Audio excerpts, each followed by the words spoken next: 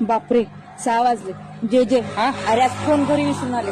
तुझा फोन दे ना, मम्मीला कॉल करून सांगते. अगं नको नको, त्यांनी समजूतदार आहेत, घेतात समजून. अरे नको नाही रे, लय उशीर झाले, दे ना.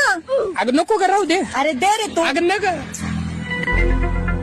शिवानी. हा? शिवानी नावनी तर सेव नाही.